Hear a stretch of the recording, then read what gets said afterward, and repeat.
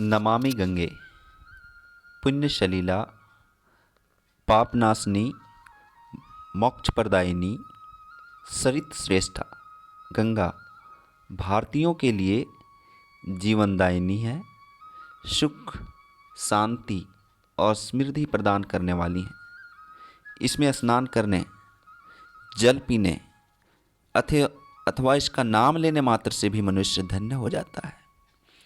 इसके संपर्क मात्र से मनुष्य के दैहिक, दैविक और भौतिक तीनों ताप नष्ट हो जाते हैं।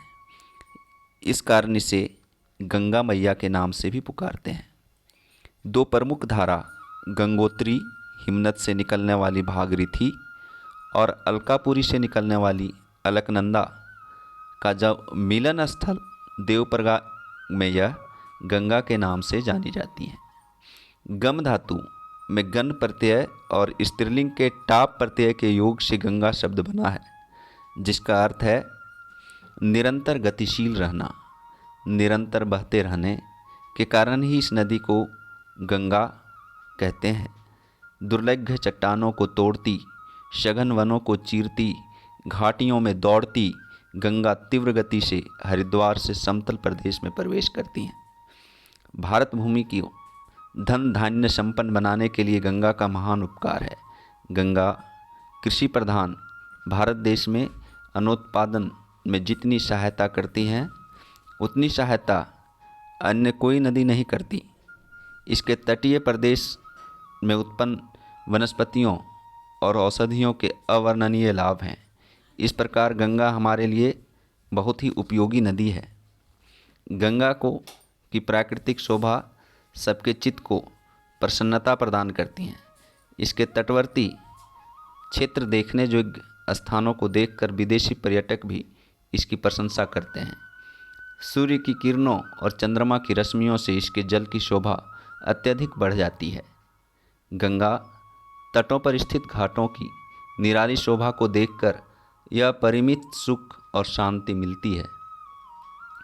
तीर्थस्थल और गंगा की पवित्रता। गंगा के तट पर बद्रीनाथ, पंचप्रयाग, ऋषिकेश, हरिद्वार, गढ़मुक्तेश्वर, तीर्थराज प्रयाग, वाराणसी आदि तीर्थस्थान हैं। आदि कवि वाल्मीकि और ऋषि भरद्वाज के आश्रम भी गंगा के तट पर ही थे। गंगा तट रामानुज, कबीर, तुलसी आदि महापुरुषों के प्रेरणा स्थल रहे हैं। गुरु तेग बहादुर ने इसी तट पर घोर तप किया था। श्रृंगेरी मठ में स्थित शिव विग्रह पर गंगा का जल चढ़ाना महान पुण्य कार्य समझा जाता है। हिमालय से समुद्र तक गंगा के तट पर स्नान, देवाराधना, दान, यज्ञ आदि पुण्यप्रद कार्य होते हैं। हरिद्वार और प्रयाग में कुंभ स्नान, वाराणसी में भगवान विश्वनाथ के दर्शन का लाभ पुण्यात्मा ही प्राप्त करते हैं। इसके तीर्थों पर धर्मशास्त्र, वेद, पुराणादि का पठन पाठन और व्याख्यान होता है। देश देशांतर से आए हुए धनी, निर्धन, साधारण, असाधारण भक्तजन एक ही घाट पर स्नान करते हैं। इस प्रकार यह गंगा भारत की एकता और अखंडता को दृढ़ बनाती है।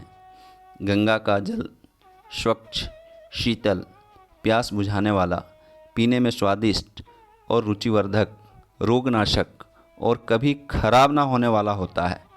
वैज्ञानिकों ने जल की परीक्षा करके सिद्ध कर दिया है कि गंगा जल में रोग के जीवाणु स्वयं नष्ट हो जाते हैं। हिंदू लोग गंगा के पवित्र जल को घरों में रखते हैं और देवी देवताओं के पूजन कार्य में इसका उपयोग करते हैं। यह जल बहुत समय तक भी दूषित नहीं होता है।